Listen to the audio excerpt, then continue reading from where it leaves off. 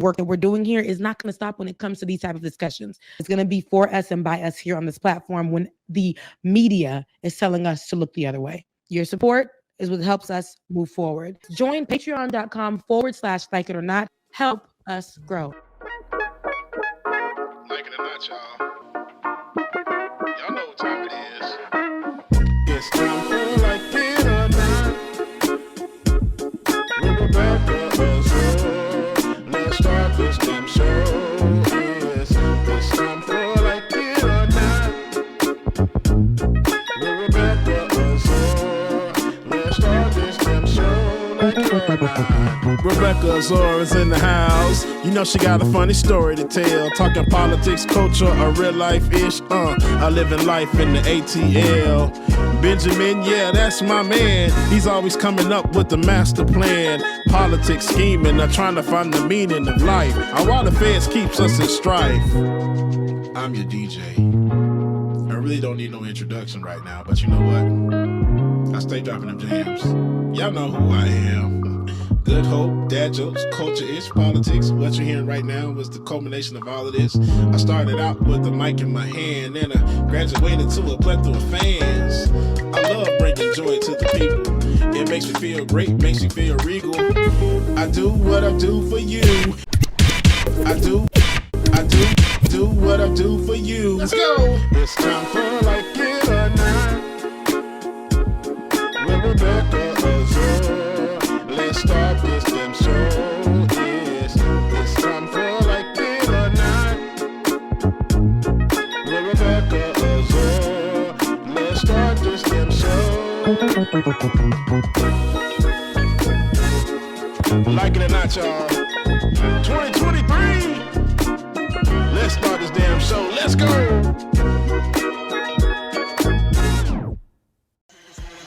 Like It or Not starts now.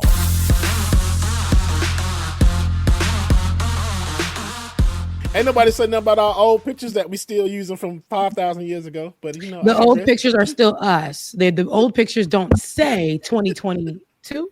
Or is it, I mean, nah, that's more like 2021, ain't it? But they don't say it. The song was saying it. Said David had to go and be a DJ. So when y'all hear that, ding, ding, ding, I don't know what David heard, but David was sick of it too. David was like, "It's at the end of 2024. We got to change that." And he heard. I don't know what he heard when he edited it, but it was what we could do. It was what we could do. Good morning. Good morning and welcome to Like It or Not, where we're free to tell the truth and not care who doesn't like it. Do I still sound on the bad mic? And not only do you sound like you're on the bad mic, if it's just me seeing it, I think that you need to log out and log back in, only because it's kind of delayed if I'm the only one seeing it. Yeah, right. Yeah, I see it too. Yeah. Yeah, and while Benjamin Pete Dixon goes to get his mic and stuff ready. How are you doing today, Bubba? How's it going? I know your birthday is on tomorrow. Yeah, I just out today, but my birthday tomorrow. Your birthday tomorrow? My birthday tomorrow. But yes, I'm good. I'm blessed and highly favored. I just want to say thank y'all again. You missed a great show on Thursday, Becca.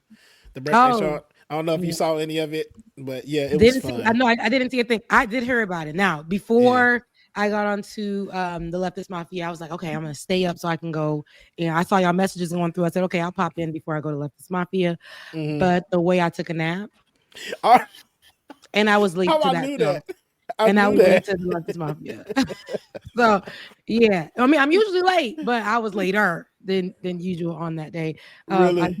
I said, I'm gonna close my eyes for a second, and I went to close them, and I was, oh man. But you know what though? That's fine though, because when I tell you I was off work, because I've been off work since Thursday, so I literally probably didn't wake up until 6 o'clock until it was time to do the show. So I slept all day, and I've been okay with that. Okay, good. You're getting some rest. So if you don't mind me asking, I don't know if it's disrespectful to ask men, as they say it's disrespectful to ask women. How old are you turning? 46. And that's funny because, I've always been told you never ask a woman her age, so I don't. But men, I'm feel like, yeah, you can ask us. And I used to have a friend that used to lie about his age. I'm like, Really? but why are you lying about your age? You was not a female. That's funny because there are men who do lie about their age. There are Yes. lots of men who lie about their age, either to get a woman for the evening or for that day or whatever the case may be, or because they're not comfortable with aging either or maturing either. So I'm starting to realize, especially in these days and ages, wait, there's a baby in the background. It's not mine. I'm child free. I ain't got no It's kids. been in the back, and then I let him in. David, it's been in the back, and you ain't let him in. But look, Ben ain't got no babies either. Them kids grown now. Well, that's got to be one of you. I don't know. There's no baby in my background. I have no. Look, it's giving the ghost of Christmas. I heard a sound too, but I heard a sound. I heard a sound. Go back. But I have no idea. But like, unless we're being hacked, no, there's nobody. You don't else. see Ben in the background. He went to. Oh wait, no, you're right. My bad. It is Ben. I didn't see him there because I thought he restarted, and that's fine. Never mind. We don't have churn. Okay, I don't have myself together. I don't have myself together today. Forgive me. But anywho, I feel like in today's day and age, as we get Ben on, I feel like in today's day and age, we're in the, like, I realized this too. Before I turned 30, which was here with you guys all on the show, I realized, like, okay, I'm going into my 30s, and y'all know every day I love being in my 30s. I'm a grown woman. I'm 34 now. I turned 34 this year. That's crazy, bro. Yeah, I know. And so I love being here, but I feel like, and Keke Palmer said it best, they're trying to make millennials right now, and I'll say millennials, feel so old, but this talking point has been going on since 2020. I'm like, I just turned 30, and they have been making it feel like millennials are so old. She said they're trying, because before, like, they were trying to wipe us out. Before it was millennials this, millennials that, and then it was Generation Z. Then they're like, we can't count on Generation Z, and they're trying to get millennials out of here. And I'm like, we literally just got into our actual grown adultness, or we're at the end of the first decade of being grown. And I'm just 4 years into it. I'm 4 years old into my grownness. And I don't want nobody taking that away from me. Me going home and seeing the aging on my parents this recent Thanksgiving, I'm like, that's a blessing, because a lot of people either don't get to see their parents age in that way. And it's also sad because you're like, dang, my parents are aging.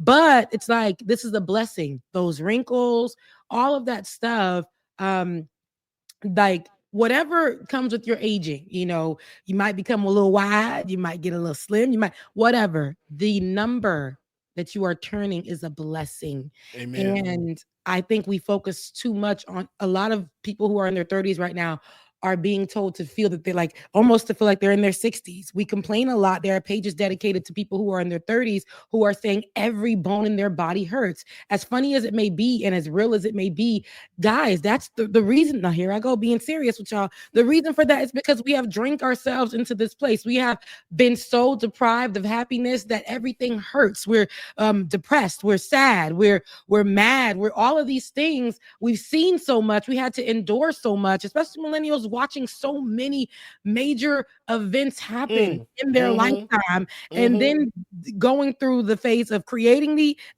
being part of the first to be on the internet, living life and being told to live it this way without the internet, doing those things and being told all those things were a lie. They don't even apply anymore. And it's like, I just feel like, no, enjoy where you are right now. David says he's 37 and looking around like everyone else is ahead of me. Oh, David, I get it. Dave. We are a lot of people. We have those. Oh my gosh! Right now, especially, and again, I feel like social media has definitely made it harder, because you get online every day and you see these highlights of people's lives so much, and then it's like, damn, where am I? And knowing that, hey, we are not where our parents were. You're talking to these boomers and beyond that that are telling you, why don't you just save up for a home? And you're trying to explain to them, I actually can't. Do you think I want to rent this apartment? This apartment is on my only stink of peace. But at the end of the day, I would love to purchase a house. And I'm pretty sure with what I pay for this apartment monthly, I can get a house. Right. I can pay for the house monthly. However, with how much the house is, the decision to buy $1 million house that was once $13,000 less than 20 years ago. Like, it's like those kind of things. You got these homes. My parents think that it's, you should, hey, I can't. It's not like that no more. It ain't like that no more. Everything you said, that's so crazy. Q and I had these conversations all the time. Shout out to Q, but he's been feeling the same way that you have. He's 32, and it's just like, oh my gosh. And it's hearing David say it too, and you say it's like everybody feels the same with us. The Gen X, we feel like, I don't know. Because I think that we came through a lot of stuff, but y'all really witnessed a lot of SHIT coming up, man. Yeah. Y'all did. Y'all had a lot of major stuff happening in y'all time. And it's like being a baby in that time, then being a middle schooler, then a high schooler, and then you get to school, and then you do all. And I'm like, okay, they're telling us to do this stuff, and then they immediately shift it. We are constantly having to follow each time, follow the times. Yep. The thing that we built, they're telling us now we're too old to be a part of, or like the things that we studied and applied or whatever. They're telling us no, it's no longer necessary, and it's like we are messed up in the head. I encourage all the people to take time and actually for yourself. All that stuff that they told us to get married, have these kids. Some of my friends who had kids in middle school, I have friends who have kids in middle school, and they have kids who have graduated college and this and that. There are people who, who I know are waiting for children, me being one of them people, but I don't want to have children without, especially how people are dating in today. I'm not saying that all dating is like this, but again, if we focus on what social media is telling us, how it's telling us, what it's telling us to do, we are like, everybody's so hurt. There are people there who want to love, and we can't really get to each other because of how we think people are loving because of social media. Yep. And it's like we're scared to go outside now because we were just affected by COVID-19. We're having to walk back into being people, and we don't like people. No. We don't like them. And politically, we're like, with what politics is looking like, I don't want to bring a kid into this world, not because I don't want to, but because I can't afford to, right? I don't know what that would look like for my child. Ben was talking on the Vanguard the other day, and he was saying because he has children, he's willing to do whatever he can to make sure that there are changes to come for his children, but specifically his little girl, because what they're trying to define, how they're trying to define the woman, or redefine and take away and own how a woman is valued and portrayed and respected in this country, which we know for a Black woman, which he will have his young Black baby girl, would be treated, especially under what they're trying to do today, is terrible. So I say all that to say, y'all, like Kiki Palmer said, y'all can't get us out of here. You're trying to get us out of here, and we won't let you. We won't let you. We won't let you. I love her. I do. Yeah. And real quick, shout out to my sister. Today is her 50th birthday. So I always share birthday with my sister. My sister turns 50, bro. I'm like, that's crazy. My sister is 50. I love that. I love that. So happy birthday, Tamika. Yeah, happy birthday, Tamika. And wow, you guys have a birthday that's what is it? A day apart? 2 days apart? A day apart. Yes. I always had to share my birthday with her. Okay, so let's talk about it. My sister's birthday is a week after mine on the 22nd, which is my angel number. But really? And she's probably always hated me. But she's older than me by 4 years, and my sister too. Okay, I see. And I came before her though. As far as May 15th, she's May 22nd, and I know that it was her time to shine, right? Yeah. May 22nd, and then here I come, and it's like, it's my birthday, Mom, and there's this baby that's a week old, Melinda. Like we can't, and you're not gonna get anything. Yeah, sorry for you, sis. But she loves me, and now she loves me. So, but yeah, and I'm about to send you the video though, so you can play it. Ben, not Ben. What's your name, David? Where did Ben go though? Where is he? Did he ever come back? Look like David done disappeared too. Found it though. But yeah, like that's me. It's like here it is.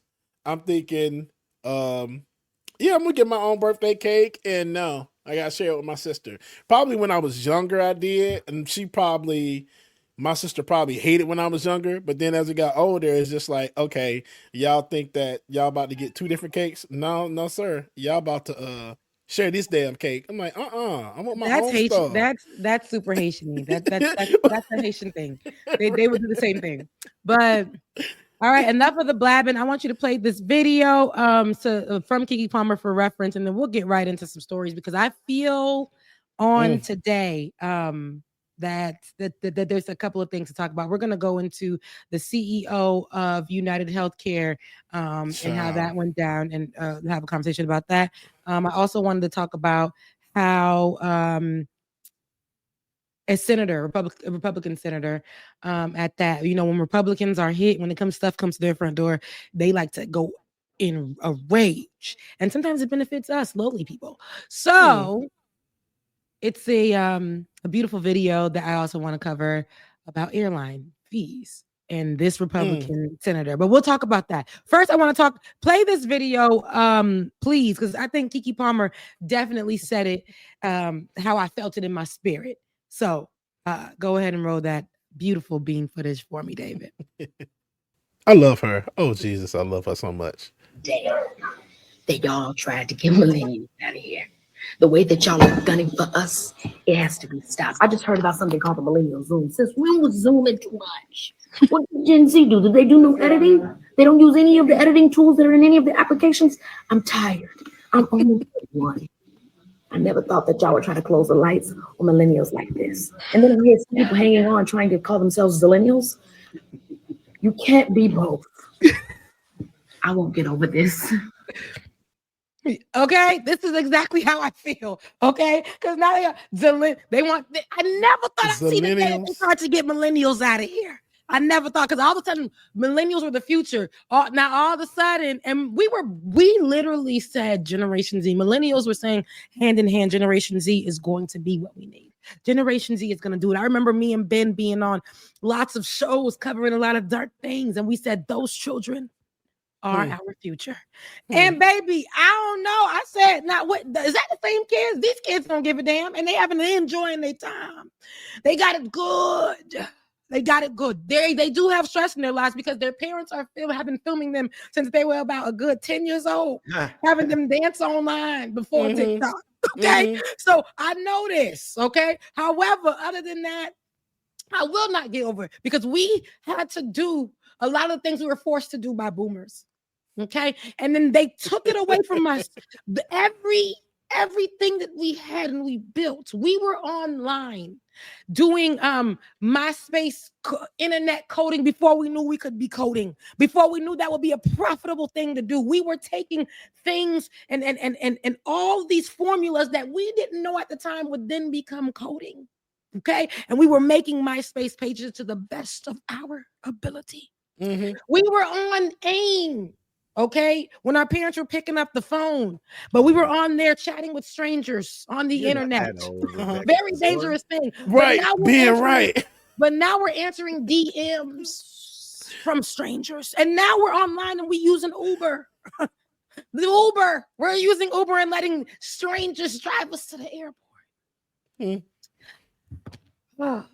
Rebecca, you can't be America Online AIM. When she said that, Ben, I'm like, bro, I was just like maybe 18, 20 when we started using it. Right. What were you doing on that? Means Rebecca had to be 5. I was like maybe 11, and they was on there like, hey, beautiful. And I'm like, hey, and my name on there was because we used to go to New Orleans every summer. My parents used to drop us off and they shipped us off to our uncle.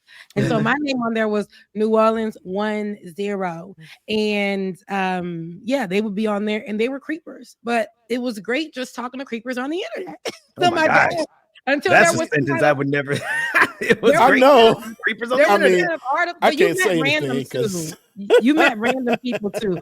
But there was an article that came out, and my dad watched it, and he said, "Oh no, she's talking to creepers on the internet." So every time I was on the internet, he would be like right here checking to see who I was talking to, what it was about, well, things of that sort. My son cannot use his phone or my wife's phone. Can't use it unless we're standing right there by him. Like we just don't play that. There are still creepers on the internet. Oh, it is. But here's and the they're thing. worse. They're 10 times worse. That talking to actual creepers so that the new kids couldn't, so that these social media sites can create, right? These preferences to at least kinda, sorta protect the kids. Some blockages. We had to talk to those creepers for those things to come about, and they want to get us out of here. They want to get us out of here. Well, this is what happens, Rebecca, and I say this to a lot of. This is what you do. You need to just help explain it to Generation Z that your day is coming too. You're going to hit the Generation Z is going to cross that Rubicon. They're going to cross that threshold where now they're the old ones. And then like my kids are going to be the ones popping because what's that? Generation Alpha, it started all over again. So Generation Z, their time frame is limited. You only have so much time in the limelight. That's all. You see that, Rebecca? What does that mean? Here. I just find out that means, if I'm not mistaken, that means as hell. No. Oh. A sex location.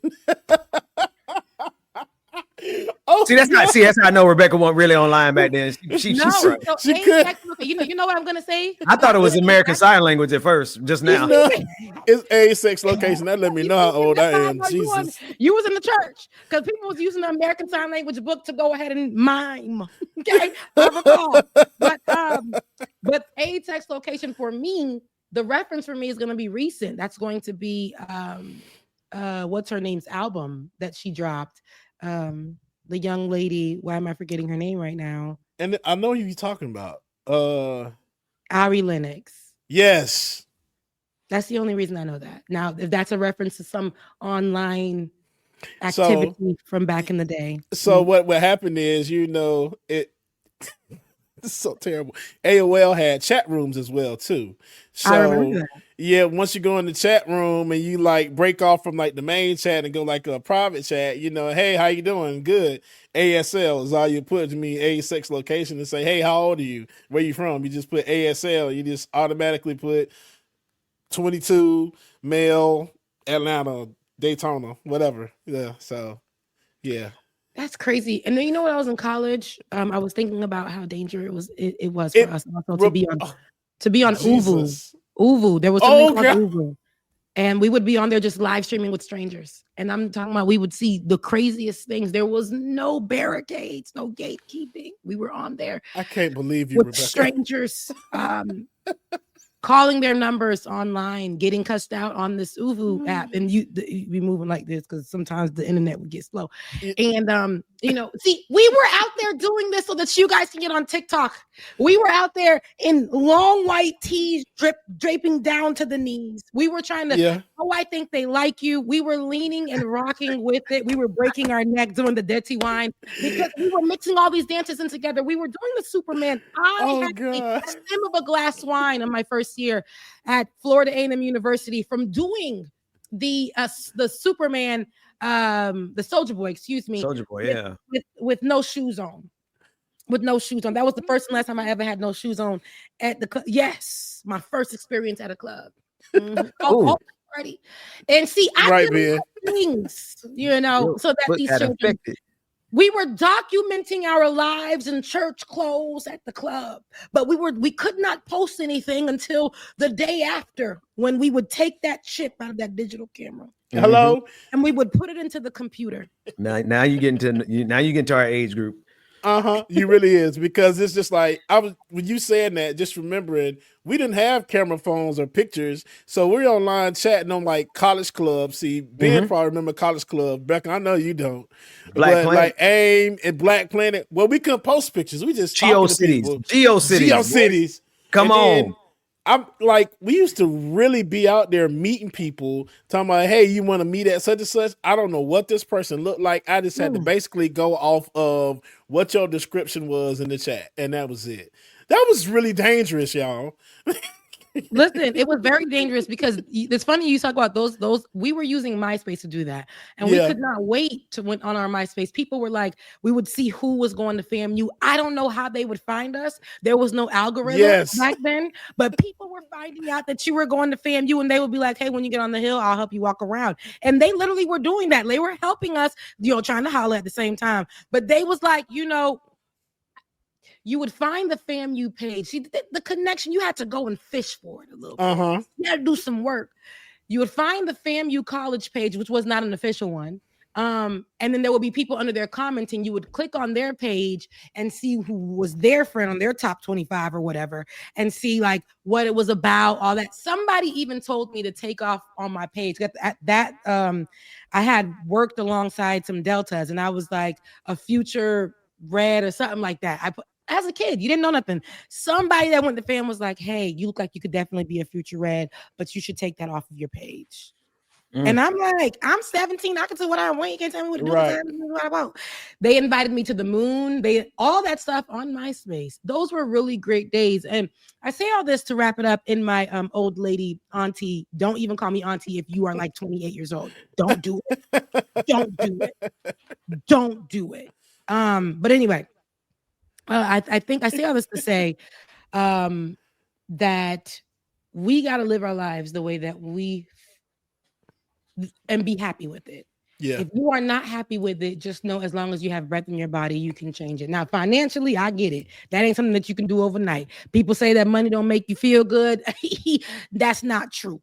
Okay, you got if you got $1 in your pocket and you're able to take care of yourself as you should, that might make you feel a little better, right? Yeah. But as we can tell, once you go, the money don't go with you.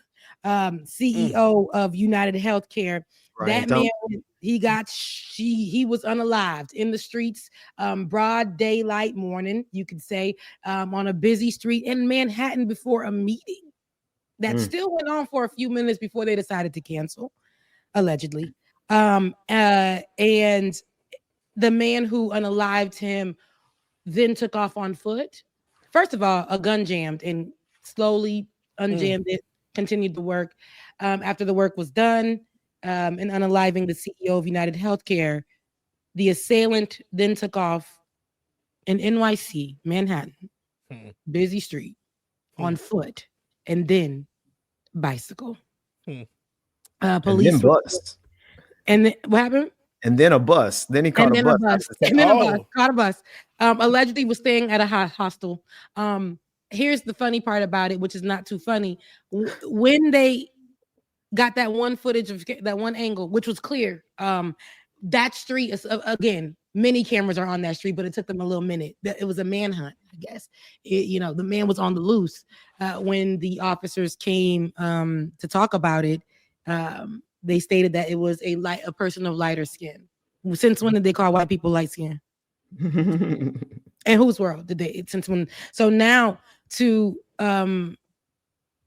add to that, we'll get into the specifics, but just recently, again, they don't care. They want to get you out of here. Now, after they done got you out of here, they can replace you. You're the richest, one of the richest monsters, all right, in healthcare. And here you are, unalived as the CEO. And they already put your job up on the internet. Not even 24 hours later. Oh, damn. For another CEO. Okay. He got that bike out of there, didn't he? Good guy. And it's the whole thing, y'all, is just, it's weird watching the video. Like, somebody broke down all the stuff that he had in the video, and it was just like he had a silencer, a $300 book bag, $1,000 shoes on. Just have questions, a lot of questions. Okay, so there are a lot of questions, but the fact that they already wanted to put it out there and put in people's heads that the CEO was shot by somebody who may have not been white is always ridiculous to me, because when they showed us that mug, baby, we said, excuse me, that's definitely giving white. From the Caucasus Mountains is from the look how the nose don't even fit in the mask. Okay, it's no, absolutely not. But what did you make of this when you seen it, Ben? Because since then, with all of this happening, what came to your mind when this dropped? I have an idea, but I want you to, because you know, 1 2, is this on? My check. No, for real. So I'm different. I'm different. I actually literally do have compassion for literally anybody who is unalived. That's just me. At the same time, like, I also know, you know, Frank, let me give you the wildest example. The night back in 2010 when they took out Osama bin Laden, all right, I was like, dang, that brother's consciousness is now no longer on the planet, because I have a thing about consciousness. I think consciousness is rare. I think it's precious. And I think anybody who takes that away from somebody is committing a sin. And I don't like it. That said, I celebrated Osama bin Laden being killed because of how many people he killed in the United States of America. So I have this, you know, I have this dichotomy in me where I have compassion, but at the same time, I recognize when a monster is a monster is a monster. A monster gets what monsters do. And this brother, Brian Thompson, when I saw him get unalived, I was like, dang, that is so messed up. But then I started reading all the testimonials of all the people who have literally died because of him. And I was like, dang, what he did was messed up. So you live by the sword, you die by the sword. It's just that the UnitedHealthcare and healthcare in the United States of America, their sword is denying your insurance benefits. The way they kill you is by pushing paperwork, making you go through paperwork while your children are sick and dying. They make money off of you while you're dying of cancer. They make money off of you while you're going through chemotherapy, while you're going through your death stages. One person posted that it cost their mother $270,000 just to die. She didn't survive. They had to pay $270,000 because of the insurance company. And I'm like, you know what? As much as compassion as I have literally for every human, even as disgusting as Osama bin Laden, like, I have just as much compassion for all of the victims of Brian Thompson. So you're not going to really make me feel bad or make me condemn anybody who's out there celebrating him being killed. I'm not going to judge them because of how many people who literally suffer because of not only him, but every other healthcare company in this country. And I absolutely love the fact that healthcare companies are starting to change their policies already. Okay. Already. I would love to hear more about that, but go ahead and play that a little bit of that clip, David, there of the different responses, and then we'll go into more about the assailant.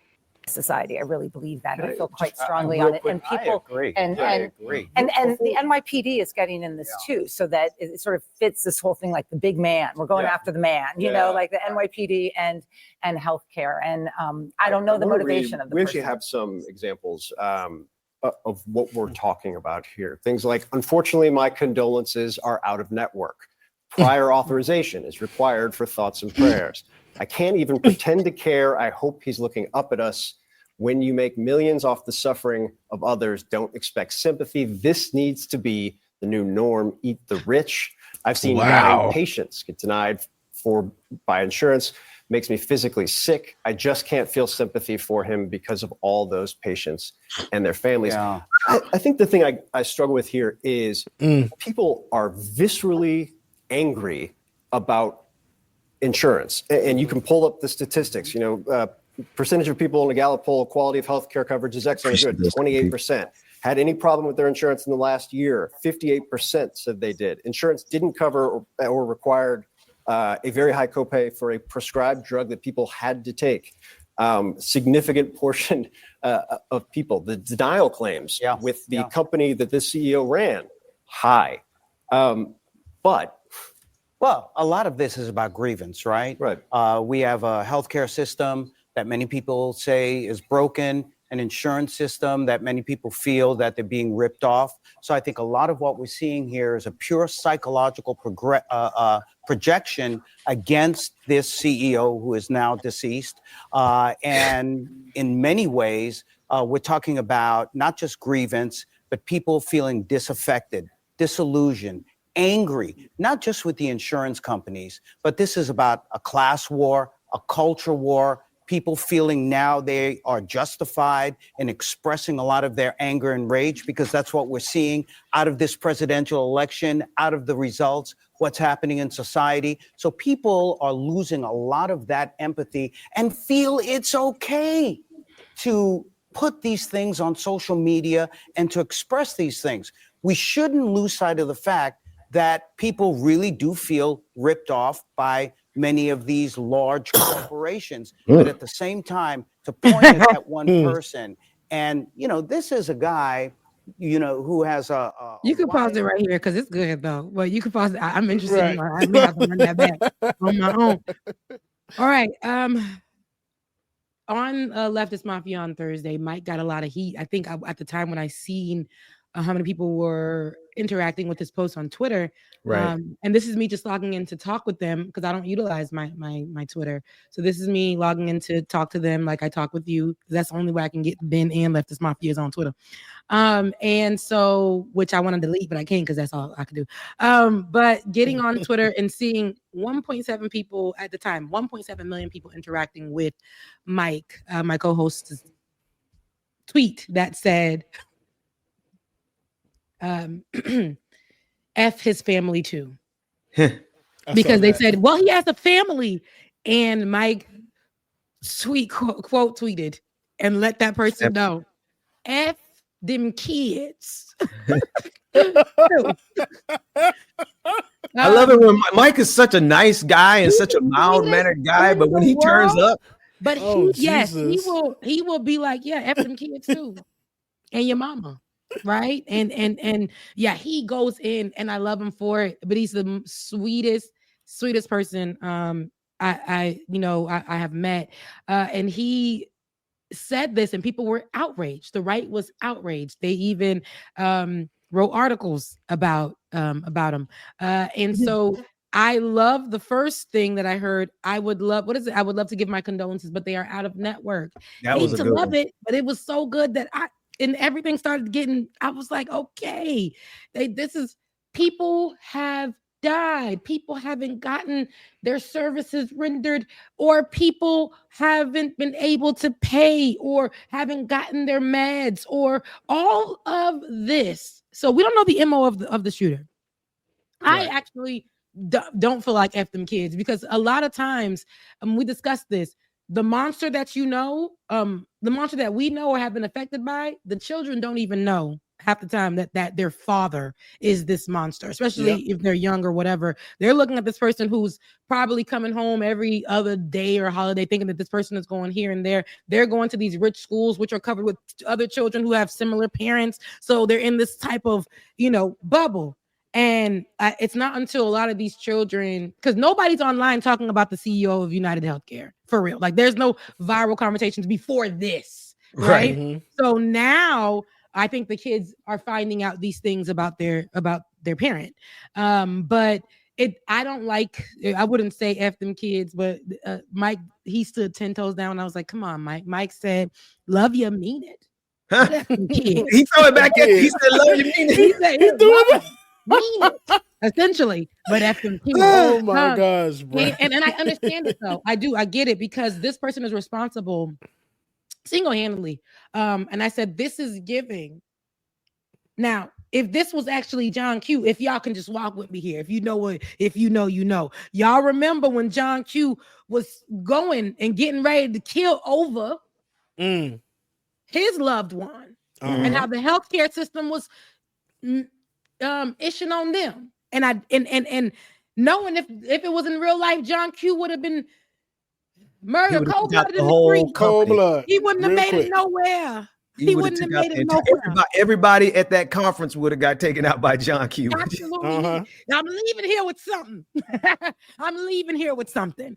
And so, but this white man just calmly pulls up out of the wherever they were waiting for the CEO, guns him down on a street where you can see cars are driving by. I'm talking about, just a regular day in New York where we just gonna shoot somebody down in Manhattan, for the holidays. We'll just leave this present right here for you. And then continues to take all of these measures very calmly to get wherever he's at now. Okay. Now, with the update that I'm looking at here, let me get to it. My ads are. Y'all know who he looked like? To me, which one? The shooter? Jake Gyllenhaal, or however you pronounce the old boy name. The shooter? The shooter looks like Jake. I just put a link in there, David. Jake, how do you pronounce Gyllenhaal. Gyllenhaal. Yeah, Jake Gyllenhaal. Yeah. That's what it looked like to me. Which is funny. Like, wasn't there? I saw in one video. Wasn't there a person that was like right on the side, and when he started shooting, the other person like walked away and ran. So to me, this makes it seem. Don't get me started. My conspiracy theory brain. It's a hit. And then there's a show on Netflix called The Madness. Both of y'all need to watch. And it has Coleman Domingo in it. And then at the end, yeah. Similar situation. Exact same thing happened, and I was just like, bro, that's crazy. I gotta cover my spirit as we are ending the year, so there are some content I can't get myself into, but The Madness I will watch on next year. But make sure you watch it because it's a lot. It is. No, I know, and I saw a glimpse of it, and I was like, oh, this is really great. Coleman Domingo, great actor, and then I saw a glimpse of it, and I said, I don't have it. Don't it look like him? Like just shave the beard off, take the beard off, look just like the shooter. It do. There was a beard shaved off, a view of Jake in the top left of that post you just put up. Put it up again, because it gave definitely white. Go back, David. White man on the run. Rebecca. You see that one? Oh, that's to the top, right? Shit, Yeah, come on. It gave white, and but he voted, and so Where were you on the morning of December 4th, Jake? We're not trying to put that out there, young sir. But Ben was just saying that there was a look. This resemblance is uncanny. This is all. But the look was white, quite white. I ain't never see a black man look like Jake.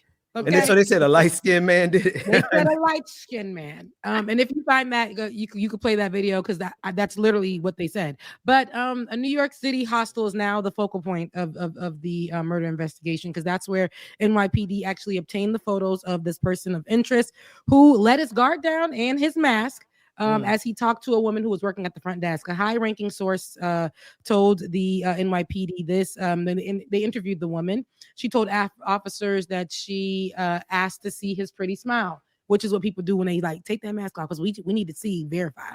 And she said that they were having a flirtatious moment. Not flirting with the man, flirtatious moment, and he pulls it down and he gives a big smile, and that one informal moment between two human beings remains at this moment the most significant clue to date in this whole case. And this is according to the NYPD deputy commissioner. He says he's been traveling and walking around the streets of New York City largely in a mask with his face covered. We had to go through lots of video evidence, because they had lots of video evidence to get that one money shot of him with the mask down.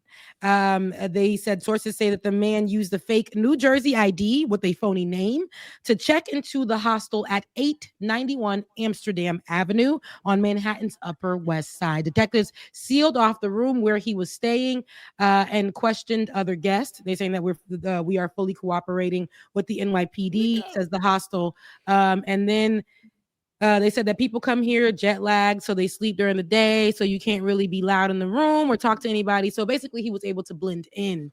Police sources tell CBS that detectives have put together a series of 200 images of the suspect, giving them a mosaic of his time arriving in New York, going to the scene of the homicide, and his route in fleeing the city. Authorities identified video of the person of interest and all the things arriving at the Greyhound bus from Atlanta. Yeah, I was about to say part. Atlanta. Yeah, Atlanta was in there. It's always Atlanta. Yeah, I heard that. Yeah. But they came from Atlanta on November 24th, 10 days before the shooting, a person with knowledge of the investigation say. So they got some information, basically, and they're looking to trace where and when the bus ticket was purchased and under what name. So he was right across Magic City, because that's where the Greyhound bus go. I used to take it when I didn't have a coin. Okay? Me too. So I understand, and it's very rough. It's a lot going down on that street. A whole lot. It's a lot. The bus made multiple stops between Atlanta and New York, and it was unclear where person of interest boarded. So was on the one from Atlanta to New York. So, but they don't know when they boarded, because it's true. And when you take those routes, you may be stopping in some of these other cities. I've seen in the middle of stopping on some of these routes, people who just left jail get on and try to take over the bus. Yeah. I was on one of those buses, and in their khakis and their shoes and their whites, and then run into the forest after cussing out the bus. So there's a lot that goes down on the Greyhound. Okay, that's why Spirit is a Greyhound in the sky. But we got a story on that coming up. Now, all of this stuff, and this person still is not. They still haven't found them. So they said the backpack possibly belonging to the shooter was actually found in Central Park. So they have that. They are saying that their forensic testing will confirm if the bag police found does belong to the suspect. And this is one of the most latest things that I found. So other than that, there's a lot of information that literally is surrounding the shooter. Yet I know that they are taking their precious time on this manhunt. I've seen where people on TikTok can put together an investigation better than how they doing this. We got a lot of information footage. The way this is just so slow, gun jammed. People wanted to say that this looks like somebody who has been in the military before or is a trained person. I just think when you're kind of calm, deny, defend. They're not, you just kind of roll with things. You just like you ever try to take a knot out of your head like this one, like my fro right now? You try to take a knot out and you going real fast, it hurts. It don't come out, ripping out your hair. But if you try to take that knot out and you go real slow, it'll detangle and fall right out that comb. Y'all, I told y'all it looked like a contract hit. He already had fake IDs. Oh, and they're saying that the gun wasn't a regular gun. It was like a form gun where you have to reload it after each use. So when he zoomed in on this picture, it does look like he's trying to reload the gun and not unjam it. So that was something else that just came out. I heard this morning on the news. So it's a lot of stuff. You see? It just looks, it's too calculated, y'all. It's too calculated. Yeah, I feel that. But I also, you know how many people, and I know we've already said this, but there's a lot of people there's millions of people in this country who are furious, and not just furious, there's angry about getting bad service at your bank, right? You get furious about being in the overdraft and losing money and stuff that happens because of capitalism and banks, right?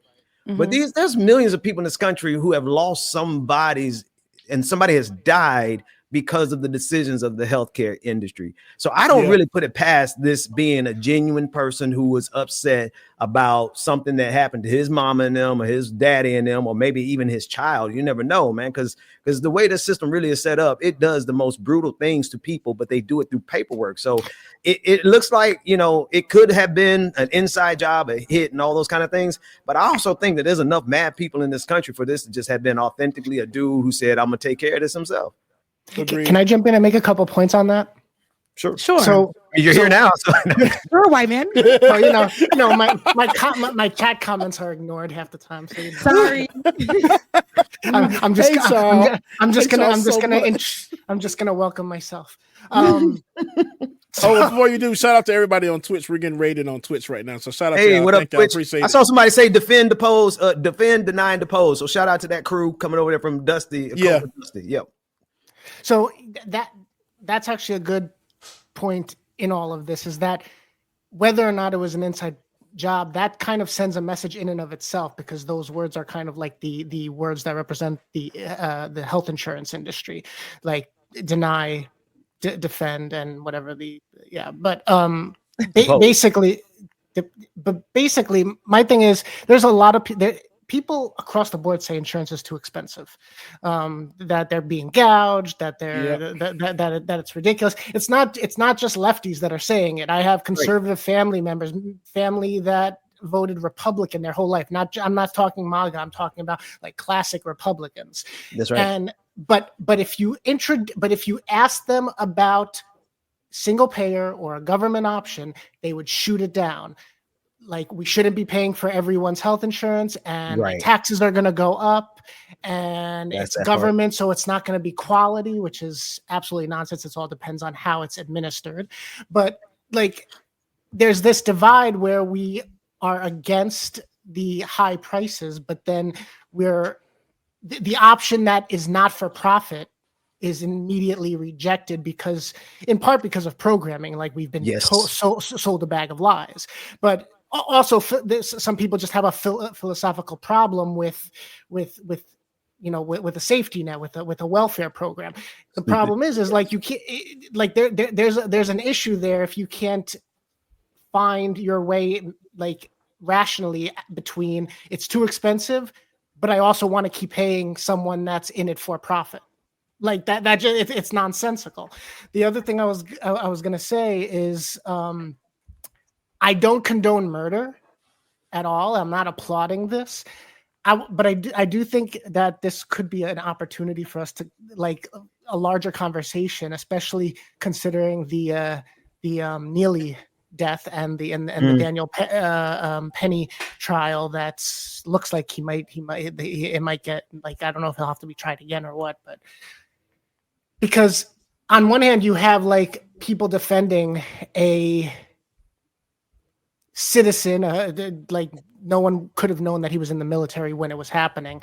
So on one hand, you have people defending the him putting down someone that was looking scary. I say that with air quotes. Looking scary, may have been yelling.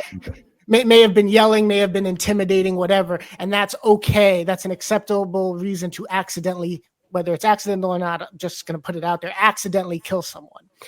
But on the flip side, you have a guy killing a multimillionaire, he might even be a billionaire for all I know, that has made decisions that has resulted in the death of masses, like tens of thousands, hundreds of thousands of people. And if not death, he's injured them. He's denied them necessary care. So like, I feel like if we're like, this is not okay. On one hand, there's people rationalizing the putting down of someone that looks scary, a homeless, mentally ill person. And then on the other hand, it's, he's a business person. He's in it for the money. So, he may have impacted lives, but it's business. And I just think it's a conversation that we should be having.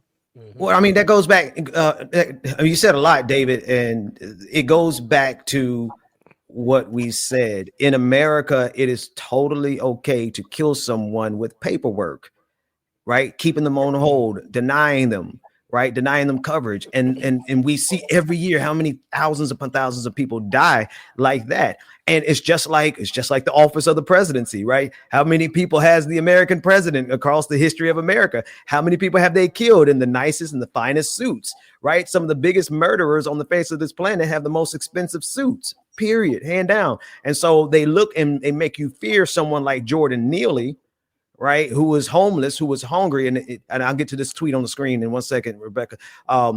Jordan Neely, homeless, hungry, and having a mental health crisis.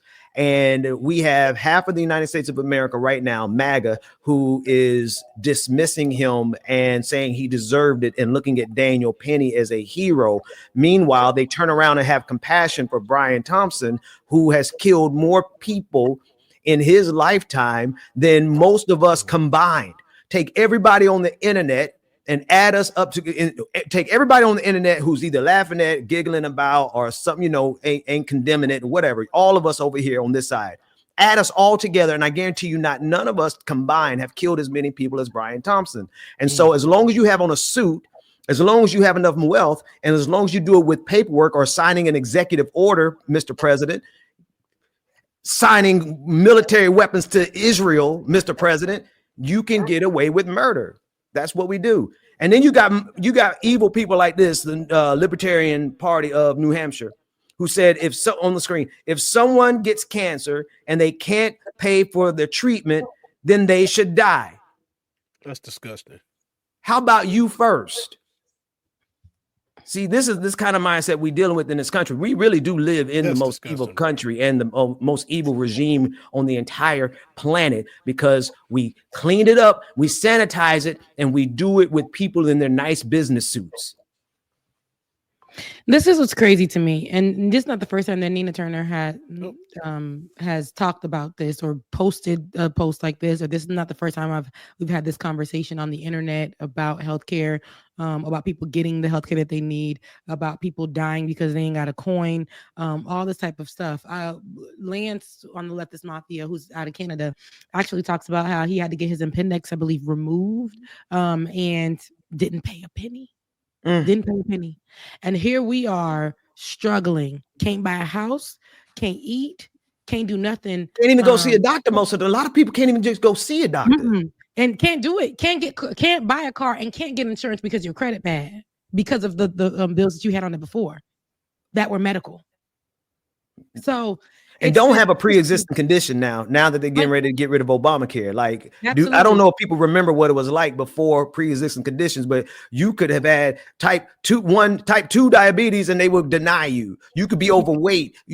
I mean, we really have some evil stuff happening in this country. I'm sorry, Rebecca, go ahead. No, absolutely. It's a lose-lose situation.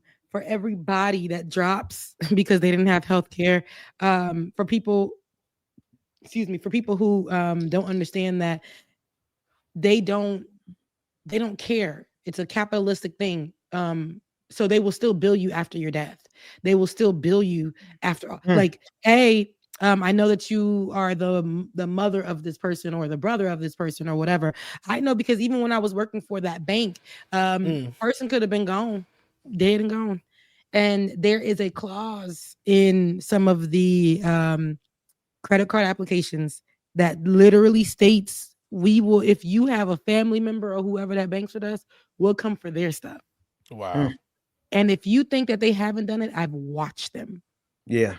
I've watched them do it. I've watched them go into little grandma's account that once opened this account for their grandson back in 1984. And now grandma's account got hit. Wow. She separated this account from her grandson, and grandson been having his own account, but life got in the way. And this one time that life got in the way, didn't have the money to pay, they went into grandma's account and cleaned her things dry. Took possession. These people are evil. Capitalism is evil. It doesn't have to be, but 100% the way we have done it, and we have done it since its inception, has been evil. Like evil. I'm telling you, like you just think about the underlying principle here. Making a profit off of people who are dying, evil. Making a profit off of people who are in poverty. No, let's look more specifically. Charging higher interest on products for people who are in poverty versus people who are rich. People who are rich who can pay higher interest versus people who are poor who can't pay higher interest. It is structurally evil, and this is what we celebrate in this country. Mm-hmm.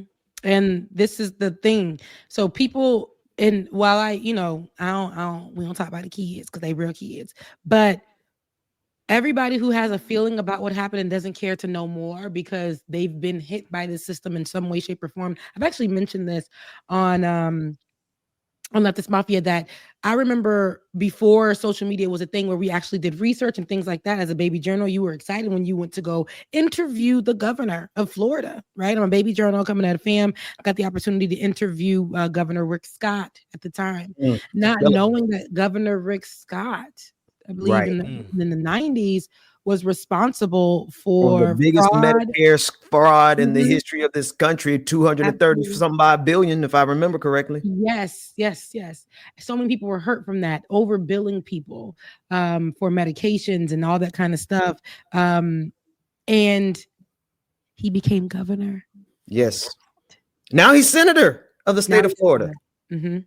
Yeah. We elect with and so here's the thing. Here's a question to y'all, and maybe it's not for today's show. I may have to preach about it tomorrow. But it's like, when you look at all the evil stuff that America has done, you think and say, okay, yeah, it makes sense that God is going to rain judgment down on the United States of America. Like, and you look at everything Project 2025 is going to do, what MAGA is going to do, and you're like, oh, this is the end of democracy. America's really getting ready to be punished because of all the things that America has done. But then I stop and I think, wait a minute.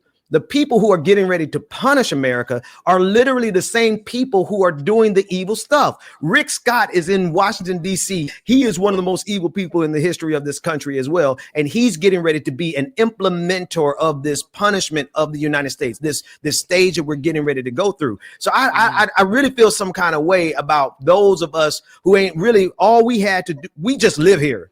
We ain't got no power. We don't got no money. All we do is work 9 to 5, but we are going to be the ones who suffer because of the decisions of evil people. And then I see preachers, and I see, and not even preachers so much as y'all know the hoteps, y'all know our people. They be like, Babylon's getting ready to fall. The Most High is getting ready to judge America. And I'm like, listen, bro, you about to catch this judgment from the evil people. Donald Trump is about to do this. And how y'all gonna say God is punishing us when the evil people at the top are the ones who doing it and did it? I'm sorry. I'll preach about that another day. Sorry. No, but that's. I mean, look, that's a great way to start. You talking about the hoteps? How about the grifters in the space that literally once were been. You talked about. It's funny. I think we were in sync this week because I didn't even know what you were talking about on the Vanguard till I watched that episode. And you talking about the grifting of some of these people that we once looked up to. Yeah, TYT. We were actually talking about the same thing on Thursday over at Leftist Mafia, and I had to let them know these same people that we were looking up to and praising. They never really were in it for actually helping us out. They were in it because they knew that this was something, and mind you, the white ones, right? We know black folks that's in it for whatever reason, but we in here, and I said this on that show. We literally doing this job because we're gonna play a clip from Candace Owens, and I'm gonna post in this chat. But I said this before. I'm not afraid to talk about this. I went in extensively on Leftist Mafia. Your favorite people that y'all love so much in this space, call them activists, call them this, call them that. They be the ones that can't wait to grift when they get that moment. But it's especially these white ones when in 2020, not even in 2020, 2016, when politics on digital news, politics was up for grabs. When Donald Trump became president, we already knew they were going to look for, and that's why I was hired in the space. They're going to look for that one black voice in a couple of places, and they're going to put them in with the white ones that have been talking all this time for us. And then they're going to actually look for the black voice and put them there, right? And so that's how me and Ben met. And so we knew we were the only people. We were the only black people in the room. They got rid of the other one. And we were the only black people in the room. And we see how much they used us, and we bucked the system and said, if we're going to tell our stories, we're going to tell it correctly. And that's thanks to you, Ben. We're going to tell our stories the way that we know. And that's because we've experienced them. Okay. Right. And that's because we walk in this right now, even though people think that because we're in the space and we get at that time millions of views, that we getting whatever they were. We didn't even get the money that they were capitalizing off of having black hosts talk about black content that they didn't want to talk about. At that time, they just started monetizing YouTube, and we were not even aware. They were making thousands of dollars on top of our head. Then to partner up with other people that we thought were, these people have to be. This person has to be. Talcum has to be a part of it. Talcum X. And at that point, we realized that, dang, you too, the whiteness is shining bright in you, my brother, because you too will grift at every moment. So there is no heart for the cause to actually give black folks a voice, to fight for our marginalization and how they keep on pinning us down every time we make a stride. We fighting for that. They do not want to hear that voice. They monetize them off of the pain and move on from it. So TYT specialized in that, and then you can tell because TYT would watch, and this is how I know because I watched black content. I did not watch TYT like that. Ben put me on a TYT. We were blessed with the opportunity to get to work alongside them. And then as quick as that came, it was gone because we realized that wasn't the best suit, for us. And so my thing is, I used to watch black content, and then days after I would see TYT verbatim take the stuff and act like they came out with it. Talcum X did the very same thing and would get like there was no effort in any of the things, but because they had such a big platform, it was about acting like you were actually an ally, and in reality, you weren't. It was because they were able to monetize it, like you said, but it was, I'll take it like this. Look at what's going on with Jordan Neely and Daniel Penny. Jordan Neely is dead. And so many other names right now who are being killed by police officers, being killed by white people, all this kind of stuff. You don't see the voices out there holding the line against white supremacy like we used to. Right? You don't see Sean King out there doing this no more. You don't see half of the voices out there on Twitter doing it anymore. Why? Because one, it became unprofitable really quickly. And as soon as it became unprofitable, How quick did they shut down that company that we met at, Rebecca? 6 months. 6 months, boom, move. You know, I they didn't even move me. I moved my family. It was 2 months for me. 2 So months for me.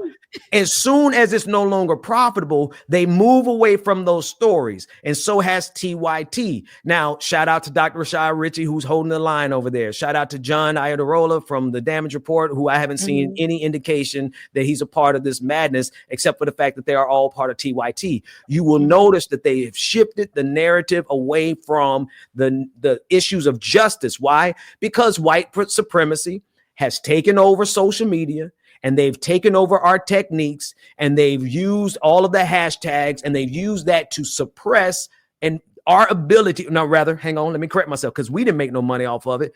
It suppresses their ability, TYT's ability, Sean King and the rest of them ability to make money off of justice stories. And so what do? They move off of it. TYT's gone. They don't even really cover that. Rashad Ritchie might, but who we have, Anna and Jank over there, who are actually peddling right-wing supremacist talking points and moving further and further over to where the money is. And so if you're going to be in this work to chase money, then of course you're going to change your mind about justices. Of course you're not going to talk about Black life anymore. Why? Because it's no longer profitable, and they were in it from the beginning to make money.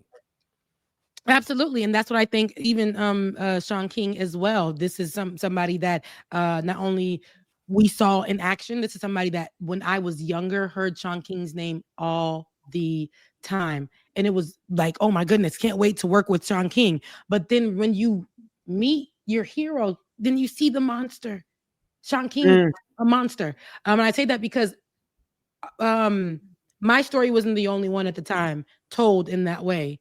If you when I went on social media and actually did my research, so many other people had the same experience down to the T. Come in, create, use what you got, and then run. How many churches has I'm about to call him Donald Trump? How many churches has Sean King opened and there nothing has come of it? How many businesses has Sean King opened and nothing has come of it? How many? And that includes what could have been amazing, which is the North Star. Nothing. So much money. You ain't gotta roll your eyes, because sometimes I just feel like, ooh, yeah. But all of these people have raised so much money, and you never seen anything from it. And when we say that online, like, hey, like that young woman, Clarice, yes, yes, and who was somebody at the time being attacked while we were working for him. And I was like, I said, I won't. This is a problem. I do not want to work alongside this man who was attacking a young HBCU girl, because I was once a young HBCU girl looking for work. And because I had the audacity to hold people like the people that did the hazing of Robert Champion, to hold people accountable as a little journal, you know who's going to come for you in that moment. And she came online in the digital space and asked, where are the funds, Sean King?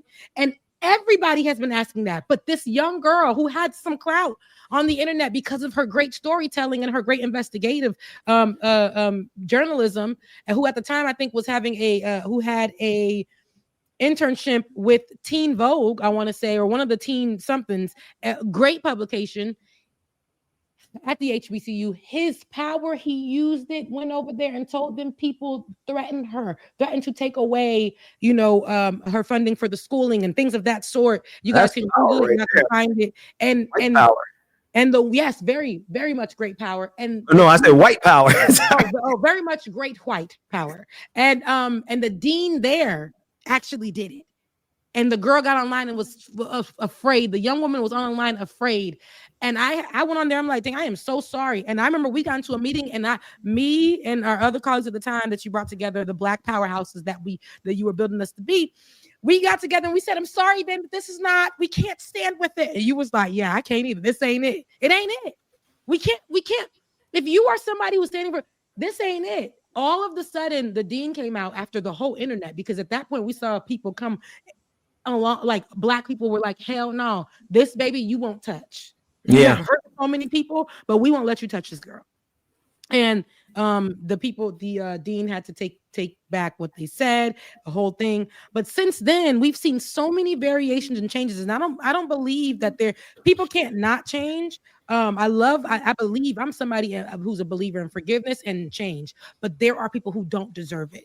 And this person has time and time again showed you who they were. They do not want rehabilitation. They like where they're at. They're actually grifting for a purpose because it pays them. We've seen this man state that he's going to do so much. Ariana, who is our one of our new hosts on Leftist Mafia, she was talking about Palestine, right? And how she was talking about him. She said, "Oh, we were working with helping a family out in Palestine. Sean King tried to get to him immediately. Ariana's like, no, don't work with them. Don't work with them." And we're talking about Sean King. Sean King, who also was called out online for saying that he broke the news of what was happening in Palestine, having somebody on the ground, and it wasn't true. It was somebody who was sending him the news, and he didn't give them the credit for it. How many times have we heard of this? People just stealing the work of people, capitalizing off the people you hire, or people who think that you are the go-to, the source for the help or to spread this information, and you act like you got it yourself. You got somebody on the ground. You went from faith to faith to faith to faith to faith to faith to faith to faith, just so that you can rebrand, attack, and prey on another community of people. And that's exactly what if we could tie this right back to TYT, right? Because that's what they are doing. They're now shifting their platform to serve MAGA so that they can collect off of MAGA bucks. This is why you see Jank going to all these right-wing shows. Patrick Bet-David, right? He was on his show this week, right? Playing this coddling game of, oh, we can all just get along. No, the hell we can't. Because they are not trying to get along with anybody. They're trying to destroy not only democracy, but people's lives. I can't get along with people who are trying to destroy the lives of other people. That makes me justice. Listen, I have a hard enough time paying taxes in this country, knowing where my taxes go. Right. If not for the fact, well, then I don't pay all the time. But if not for the fact that we go to jail. Right. And I think maybe it's time for us to start doing that. Right. To actually separate ourselves from this system to the extent where we are no longer complicit with any aspect of it. But taxes being one thing, it's another thing where you're making a profit, where you're making money and you're moving your character and who you are in order to make money off of people who want to destroy us. And just a few years ago, you were out here talking about justice, talking about Black Lives Mattering, talking about Nah, I'm good. And I said this on the Vanguard, and I say it again. I think every person who is a part of TYT needs to leave. If TYT thinks they can make it with MAGA dollars, then let them make it with MAGA dollars and not progressive dollars. Absolutely, and they will continue to. TYT will make it won't not take progressive dollars. They're going to take both. So if they keep the ones who are progressive, they can still make the money from that. But if they also move and grift, grifting definitely makes a lot of money. And we know our Black grifter who doesn't give a damn. One of the Black grifters is Candace Owens. People like to say that she speaks for people. Y'all don't like the whole, y'all don't like the message because the messenger, she has her own thought process, her mind. That's how they like to cover it and cloak it. But baby, the cloak is invisible. We see right through you. Baby, I don't have it for you on today. Let's take a listen to just a clip with none other than Nick Cannon, surprisingly, who talks to her about, and this started off with a reference of she can't relate to George Floyd. Let's take a listen.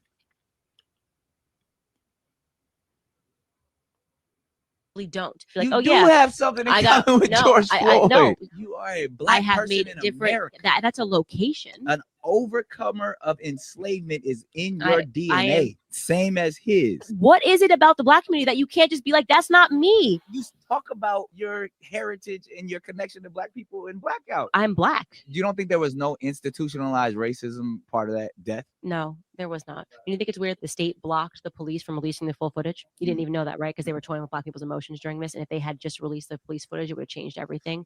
And my document changed everything because I think it would have changed a lot. Because there is a visceral hate towards law enforcement from the Black community. I get that. For white people, police are protectors. Black people, we get scared. You're speaking as a collective. I don't have any fear of the police, but You know the origins of what police obviously, were, obviously. and I'm just saying from that slave I don't patrols. want to speak as a collective. I don't have fear of police. I just want to be my own person. I think for Black people, it's very triggering from when someone's just an individual, and I'm an individual. No, I respect that. My own And you grew up in a privileged environment where you don't have to fear the police. I didn't grow in a privileged environment. I'm saying I don't fear the police. I know but also so when you whoop whoop behind you, you're like, hey. No, like, I just don't think I'm gonna die. Stop trying to tell me I got anything in common with George Floyd. I literally don't. Like, you do have something in common with George. Stop right there. It's just a loop right now, but yeah. So here we are with her, and you're right. Unreasonably agreeable. In the chat, she did sue her college for racial discrimination, but her story stays the same, but it has a different tone every time she says it. You can hear how yes they tried it, and then it moves into like, but I did that for me, not because I was Black, but why was it racial discrimination? Her story always changes, but here we're looking at somebody who wants to be Black within the community that she wants to be a part of so bad, but then come to the community that she actually comes from and acts like she's just not a part of it at all. She can't relate at all. You're talking about somebody who she lives through rose-colored glasses because it pays. It definitely pays. If she's serious when she says, she's serious to Nick Cannon when she says she's not afraid if she gets pulled over by a cop. Right. But we all know if she goes to a certain type of neighborhood by herself in a certain kind of vehicle and gets pulled over by a cop, sometimes they're not going to recognize you're just another Black woman. They're not going to be like, oh, that's Candace Owens. Baby, you are just another Black woman. Okay, who needs to go to a new hair salon. But you are just another Black woman who is sitting here and you can get shot. Anybody can get it. Anyone who looks like you can get it. We will put fear into you. We will make you like Sonia Macy. We don't give a damn. We don't care. But she doesn't understand that. Like, it's great to act because the more that you act in spaces like this, especially with, talking to Nick Cannon or going to the Breakfast Club, which are the blackest places to have these conversations right now. Oh, my wife. It's they'll go there, they'll have these conversations, and the more white people who watch it, who hate watch these things, will hear her and be like, well, you know what? I like that one. She's a good one. That one, but Candace Owens said it. Well, I watched Sean King, and I like Van, and all of these people who got paid a check or something. Van, he's good for life after that. After being a good Black to Jeff Bezos, he's paid. Yeah, he's paid. So these type of people, they get in this space, but Van, he can get back on CNN any day because he's their Black person, their go-to Black person. And no, it really is, and it sucks because he'll cry because Kamala didn't win, but yet you are somebody we watched in real time say things that did not help the cause for years. So, sorry, Ben, go ahead. Oh no, I was listening, but no, that's facts, because what they represent is the acceptable Negro, the people who are going to do and say whatever, and Van and Sean are on one side of the spectrum as well, and then Candace is on the other side, right? Because even in progressive spaces, you and I saw that as long as we said what they wanted to hear, they would love on us and they would give us opportunities, right? But if we ever said something that was authentically Black that went against what they were comfortable hearing, but they shut us down so quick. You remember how they did it, right? With Candace simply cannot speak any truth about Blackness because she will lose millions. She won't only lose millions, she'll lose her husband, right? She is married into white supremacy. She's married into white imperialism. And so she is held hostage. Don't get me wrong. She's making a whole lot of money off of it, right? She's building her white generational wealth because of it. And so she has multiple incentives to never speak about the truth about the Black community because she gets paid to speak the lie. Yeah. And I just, what it's going to take. And I hate to say this, but I hope it happens to her. And when I say happens to her, where she pulls up in the wrong place, wrong time, where the cop, she get a white cop that's in one of them moods and she get her ass beat. And I hate to say that. I'm not a mean person, but that's what it's going to take for her to realize that you're black in America. Huh? Would you march and say, justice for Candace Owens? Would you march for her? Hell no. I'll be right back. I'll be right here on this channel talking about you got everything you deserve. People like Brian Thompson. No, I'm sorry. God help me. Go ahead. Lord. Clarence. But no, it's like, these people like Candace Owens. See, I have a heart, right? I'll be like, dang, that happened to her. That's I do too, crazy. But I would have to continue to live my life because if something would have happened, like she didn't give a damn about George Floyd. She tried to just push a narrative that was so incorrect. She really did. That was very hurtful, about George Floyd and the constant abuse and murder of Black people at the hands of police officers.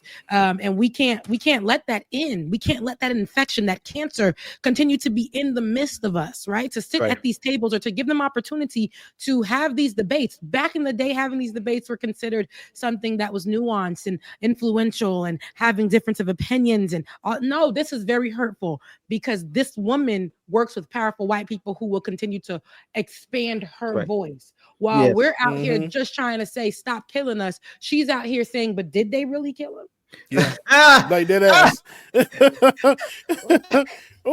And you know what? We got to applaud. Can we applaud Rebecca Azor for that? Like that was freaking brilliant and spot on. I hate you, Rebecca. My God. Nick Cannon team and their stylist over there must have did her hair because her hair looked like something on this clip. But I digress. No, she still needs a trim. But either way, right? Either way, because I get it. Because I just, I'm walking my fro. We're here. I would like maybe she should rock her fro or she add some pieces. I don't know, do something. But she's trying to do the whole rap thing to be white adjacent. So bad. We're looking at her posture, how she carries herself. And I have nothing wrong with anybody who looks how they look. Black people are not a monolith. We have straight hair, short hair, long hair, curly hair, in between hair, all of the things. We come in different sizes and all of that. Now, white folks, not so much.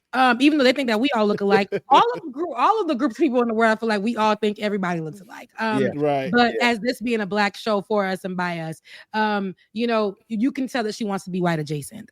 You can't be white. She can't be white, but she definitely wants to be white adjacent. That song was come a long way, Lord. A mighty long way. But when you get white money, I'm pretty sure she be eating. She craves a chicken wing, the way her mama used to cook it or her grandmama used to cook it. I'm pretty sure. I'm pretty sure she takes them babies baths, as soon as they come out the womb and make sure they got their not bath time on Tuesdays, not bath time only on a Saturday. I'm pretty sure she is not putting raisins in the potato salad. I'm pretty sure. Wait. Do you remember? Here's the big one though. Do you remember when she tried to celebrate Beyonce's Super Bowl halftime show? I don't. And everybody was like getting formation, and she tried to say getting formation, and her white supporters whipped her so bad that she do remember that. She had to back off of it because she had a moment where she was authentically a part of Black community, and her white sponsor said, "Hell no." Recently, when she got kicked off of her network, and she said, "Oh, where do I go? Where do I go?" She said she looked up and she saw the black hand of the Breakfast Club. And that was because, right, she cited or said that she does not support genocide. And that was the most pro-Palestinian thing that a Black grifter could say.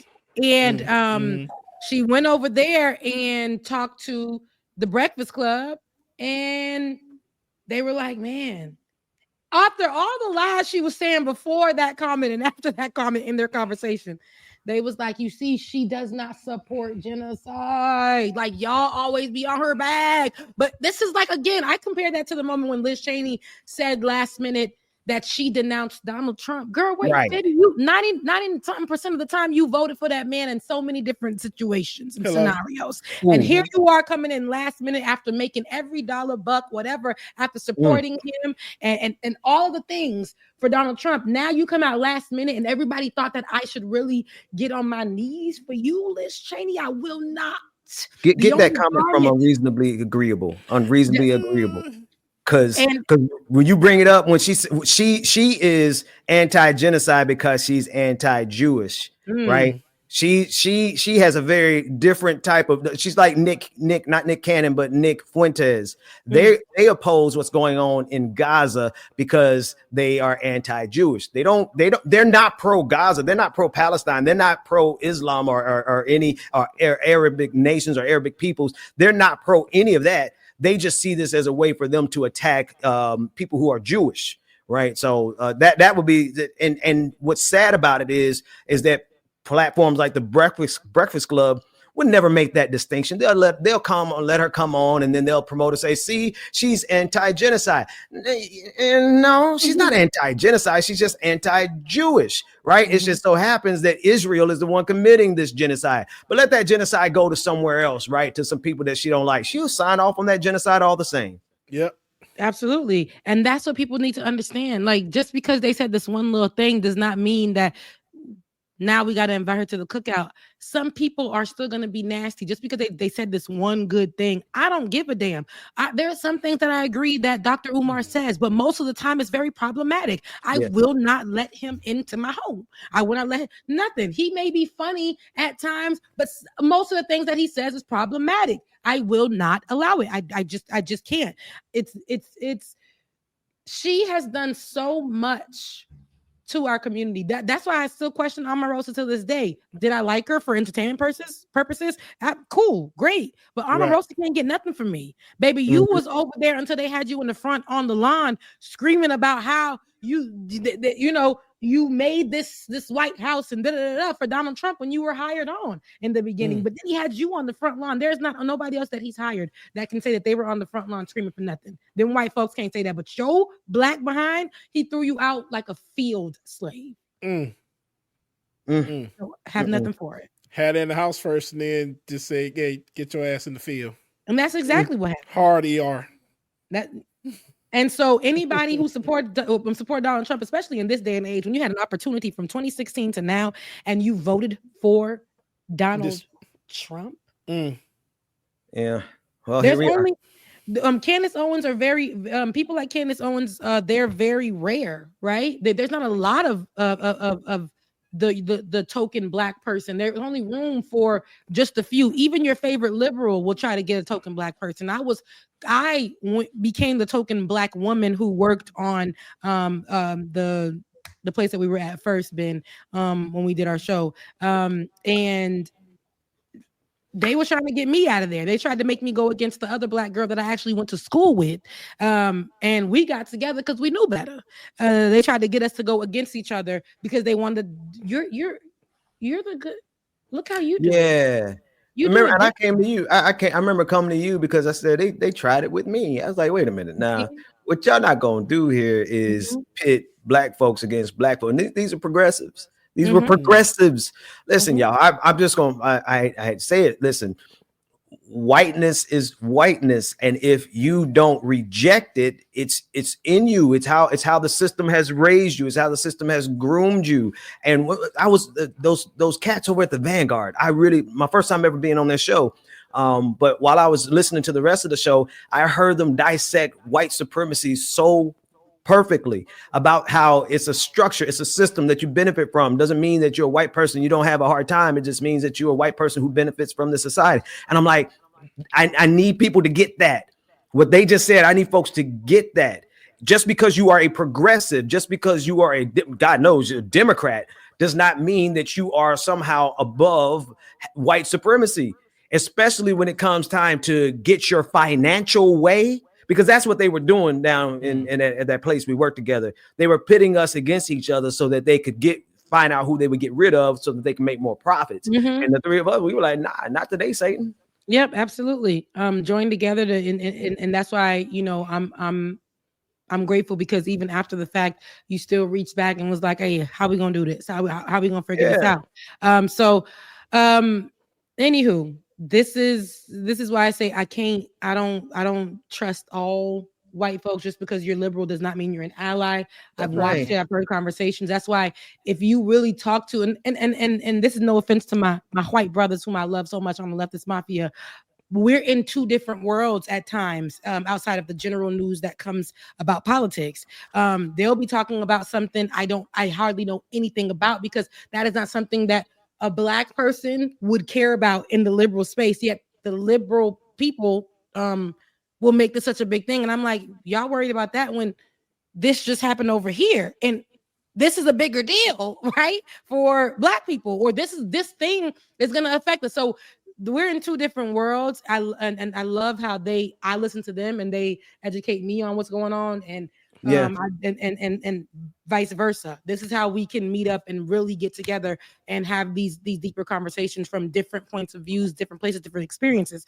However, when I get online and I see what these same people who were considered liberal, some of these same people who were considered liberals, and some of them Black people too, but most of them white folks, the way that they're outraged for things that happened in 2016, that happened in 2020 has dissipated. They are just like the rest of them. They utilize all of this outrage, because now Jackie Aina, who is an online influencer, a huge one, for makeup, fashion, lifestyle, she pointed this out, that how transphobia has now come back to being something that is so normalized. Is now something that has come back to be something so normalized. Even talking about immigrants, people are now, I've seen liberals online referring to them as illegals. All of these types of things I'm seeing now coming back and being normalized. Okay. So I can't, all the fight and stuff that I saw, they was just with us. Remember the Kente's they was wearing? Oh my gosh! They were so. Remember all of the businesses that were getting involved too, because they and all of them reneging on it now. Remember they reneged on DEI so hard. Hard on the nigging. Okay, they took it right out. And it's a fool. It's a fool. And what I'm seeing here is, I say all this to say, like, we got in this space, we have to band together. And sometimes we're going to get it wrong, but that's why we band together and just be like, hey, man, maybe you got this wrong. Have actual conversations, but bringing people that are cancers into the space and allowing them to profit off of the work that you're actually doing out of your heart. We can't keep doing that anymore. No. And I said in 2020, I said not in 2020, I said a few weeks ago on November 4th that I will not take part in anything that takes from me. So I already said no to a few people who asked me to come on their shows and stuff. I'm not doing it because I know why you want me there. I know why you want me there, and I'm just not going to come. Y'all save yourselves. Find another Black person to do it. Okay. Right. Anywho, in this case, I love how we didn't have to put our hands on anything for the Greyhound in the sky, right? There's been an issue with airline fees. We understand that for years we've been dealing with airline fees when it came to flying. It just was so expensive at some point. Then COVID came, and the only people that were actually giving us an all experience flying type of thing was Frontier and Spirit. They were like, oh, we open, everybody close. Bring your coughs, bring your mask. Come on, because we got something for you. We'll get you flown out for $5, but your bag gonna be $100. No, okay? Like for real. And your baby that you're bringing on, that will look like it's gonna cost about $250 right there. And we need it all, right? Come on for $1. But you gonna we got to make sure, and where we drop you off at, it may kind of be at the airport, it may be off on the side. We don't even know, but just come fly with us. That and is don't forget the time. Oh yeah, baby. And you said it might be a little bit late. 3:50. At 3:50, we sent you a text and told you your gate was actually on the opposite side of that very busy airport. And then you got there and nobody was there because we moved it again back to the original location. And then your flight ain't coming till tomorrow. But we still gonna get you there. This is what they have been. So these airlines were scolded. There was an investigation that went on. Joe Biden actually has been doing, or created a team under his administration to investigate the fees that have been going on with these airlines. And they found some things. Now, A lot of us have been screaming this on the internet for years, how they take advantage of us with these prices that come out of nowhere. Somebody paid $20 for they bag, but you looking online and you refreshing, and then it's still coming up $90 for you. Looks like there's an algorithm that knows you from your age, your race, allegedly.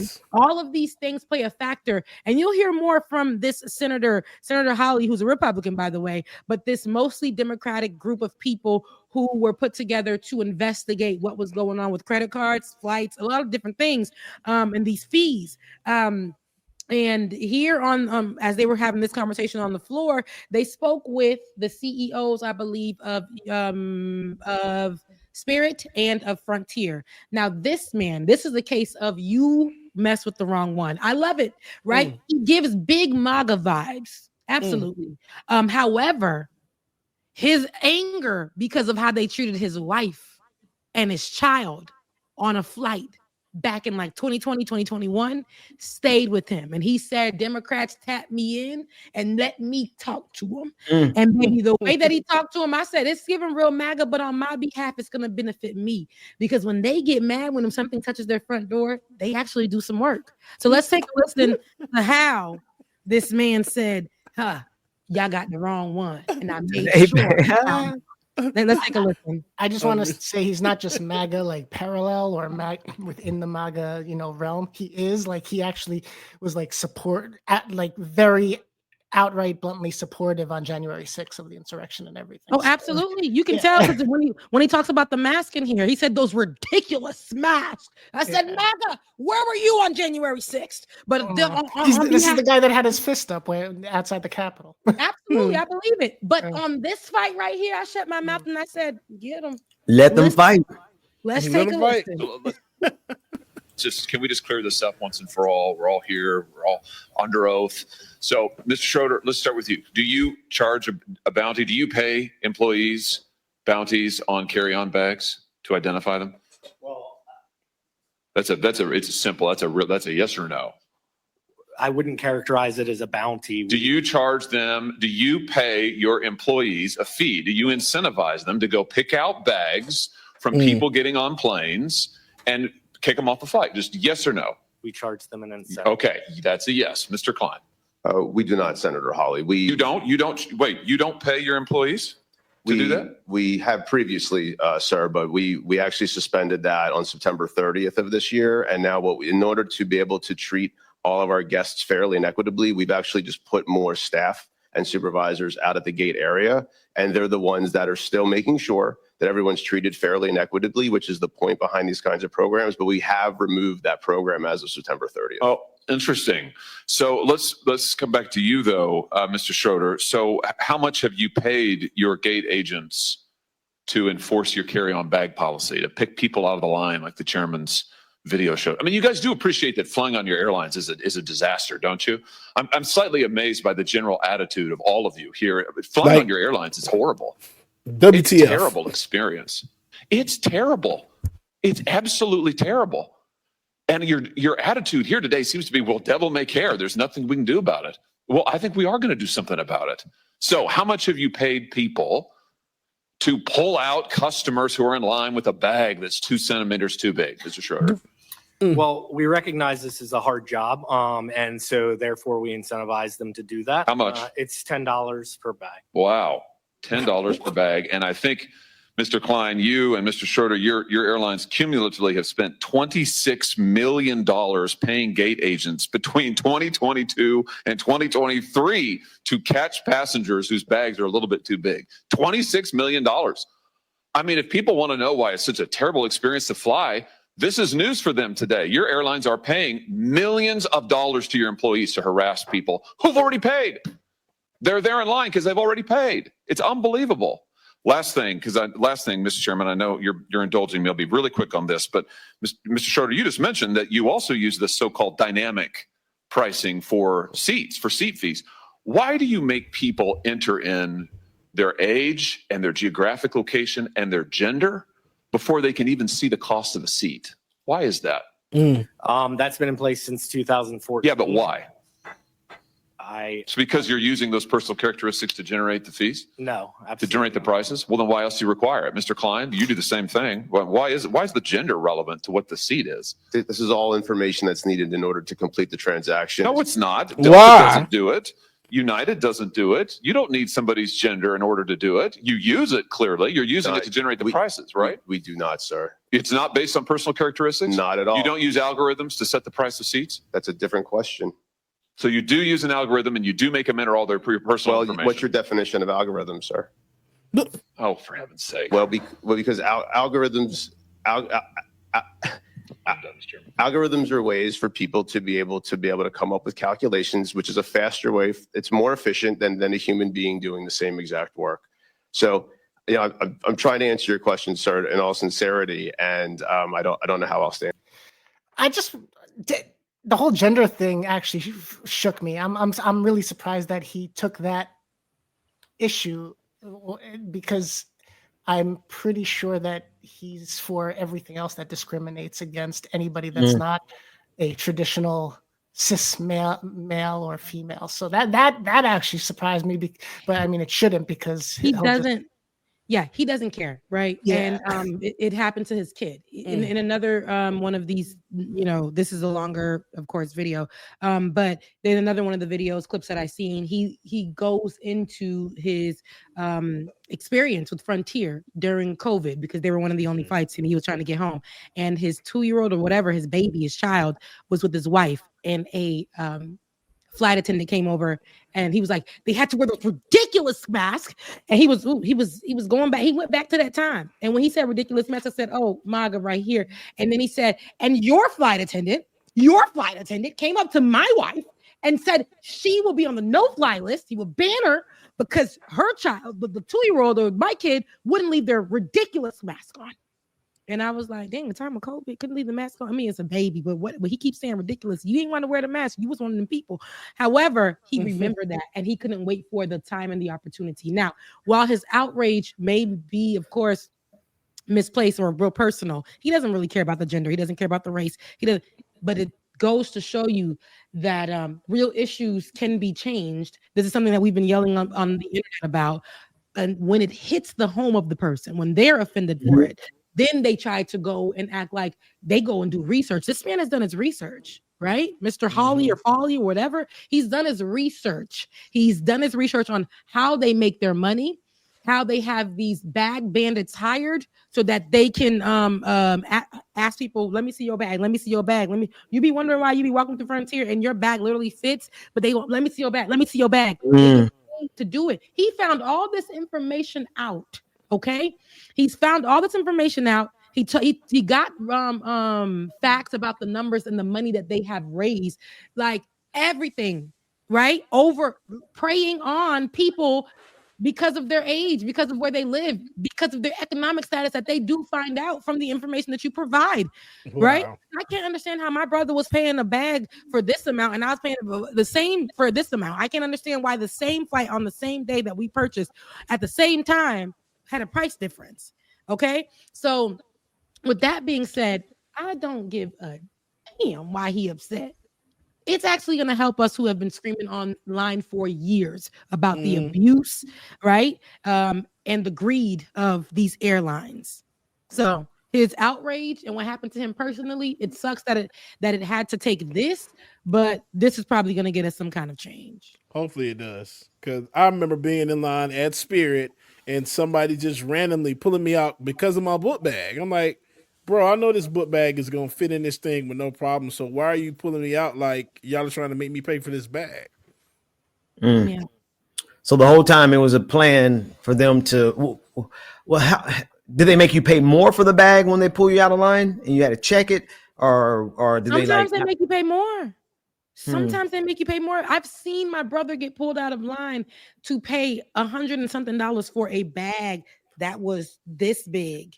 And because you got to See? get on that flight, you're gonna either leave the bag or you're gonna pay it. I've seen people leave their bag. I've seen people put so much clothes on them. So that's why I said I'd rather pay that $30 to check. Listen, if you check your bag on the plane, it's just as much as if you check it underneath the plane.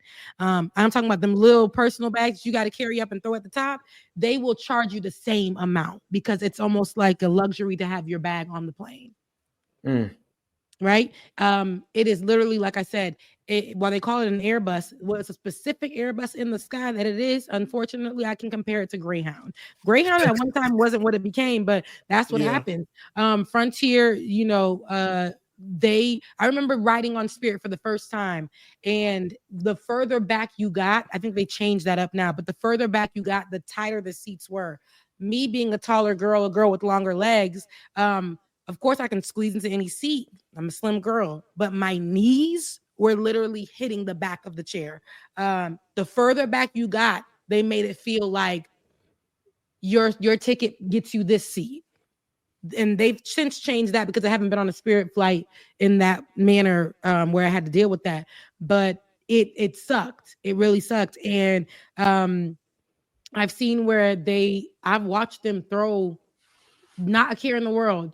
They have no good reputation.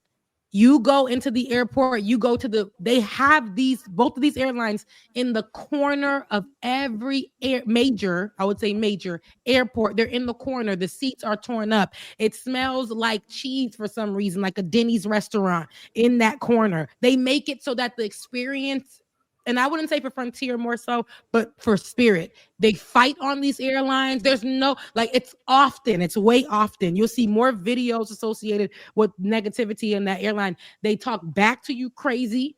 You try to question why they're charging you and they're telling you, and it's like, hold on. Why am I flying this flight? They don't update you on anything until last minute. And then the moment that you try to complain about it, you can't even really reach them. Or they'll tell you, well, in the fine print when you book this ticket. Yeah. So hopefully we get some change on that. I don't support this man, but in this day and age, I don't support Donald Trump, but he's our president. So let me tell you something. Whatever changes we can get that mean something for us, y'all handle it, y'all deal with it. Okay. But this may do something for us, this may not. But the only reason why this man is mad is because his kid and his wife were affected, and he's using his white powers that be to make something change. Yeah. I just want to say, Sabina, we have that in the U.S. in Spirit, or had. I don't know their condition. I know they filed bankruptcy, but Spirit was that. The money, capitalism is their bottom line.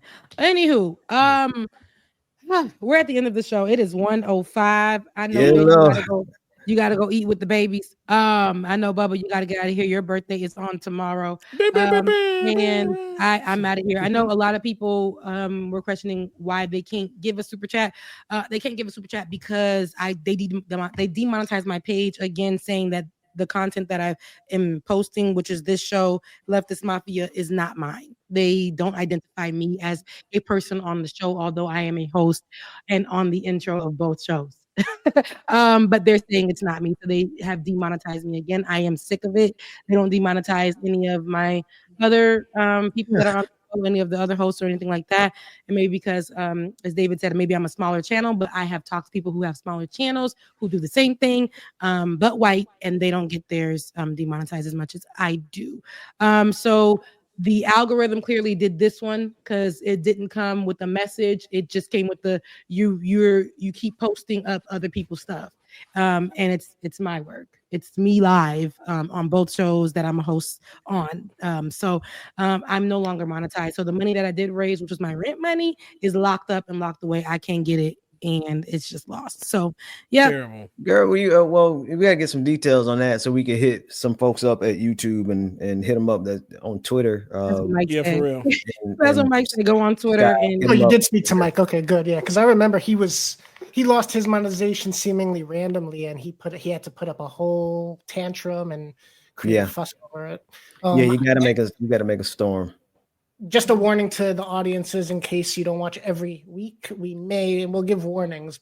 We have to talk about it more, but we may start only streaming to Rebecca's channel and Like It or Not's channel, and stop on the Benjamin Dixon channel for this reason. But Ben's like, yeah, somebody told me that. When did we discuss this? I actually said it in the private chat when Ben was waiting for us to go live, but he missed the. I mean, if that helps your channel. No, but I just want to be able to do what everybody else does and not be limited because there's just no reason, right? I just want to be able to do what I mean, no, that's fine. That's totally fine because if that's what we need to do, but we also need to hit the ground and make them release your funds. Yeah, if there's money sitting there. They say the money just sits there. It doesn't go nowhere, and that's it. You don't get it. Yeah. Well, listen, while we're here, let's do this real quick. David, how many people we got watching us now? What's the little red thing say? Including the Twitter bots, 809. Without 809. Them, We'll 400. Twitter bots know how to run a Cash App too. So okay, 809 people. That means at least 80 people here today and contribute to the cause. Put up the Cash Apps for the team. Leaving mine out, obviously. I don't want you to send David, put up my mama's, David, just in case. So we got Rebecca, shout out your Cash App. My Cash App is Becca's Voice. That's BECCASVOICE. I'm actually on Patreon as well. Becca's Voice, I can get it immediately, which is very helpful. Becca's Voice on Cash App. Just made a Patreon. It's Rebecca Azor. Just go ahead and find it. It's going to be me in a white top and some denims. But definitely Becca's Voice on Cash App. Appreciate you. Y'all send over. So 40 of you send over at least $10 each to Rebecca Azor. And then the other 40 of you will, well, actually, let me do because David's there too. So we're going to do it by 3. So let's say 90 people, 30 each. 30 of you send Rebecca $10 each on Cash App. 30 of you send DJ Exclusive $10 each on Cash App. And 30 of you send our producer who's injured and he's in the background.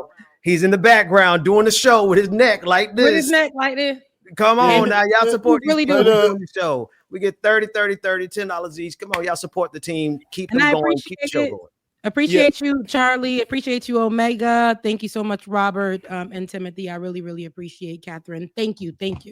And let me tell y'all, my mom's, if y'all want to say anything for my birthday as well, too, Granny Drawers. I know. Don't ask no questions. It's my mother's Cash App. I have to use it.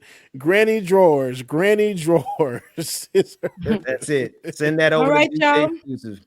All right now. I actually got to get up out of here. It's my brothers are in town. I'm gonna go do some family things, holiday stuff.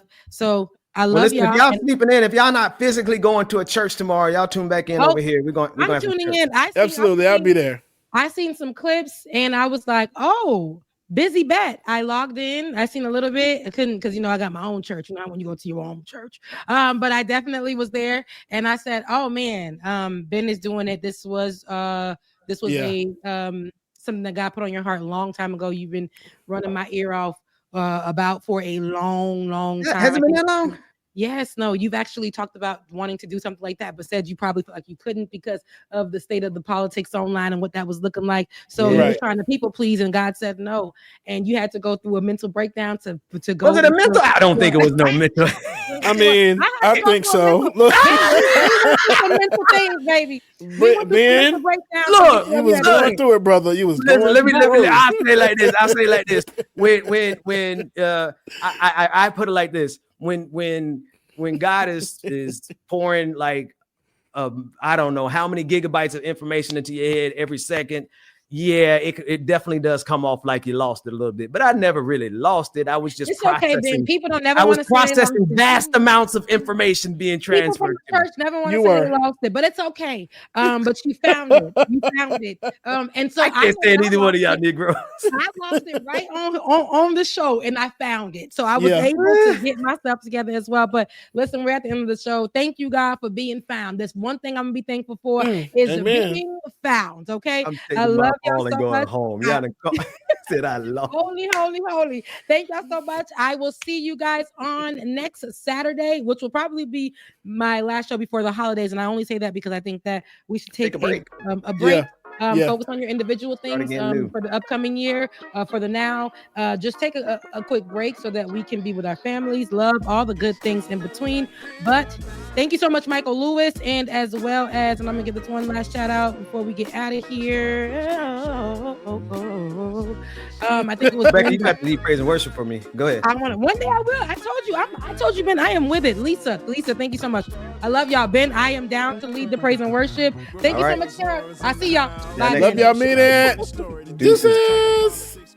Work that we're doing here is not going to stop when it comes to these type of discussions. It's going to be for us and by us here on this platform when the media is telling us to look the other way. Your support is what helps us move forward. Join patreon.com/like it or not. Help us grow. Like it or not, y'all. Y'all know what time it is. It's time for Like It or Not.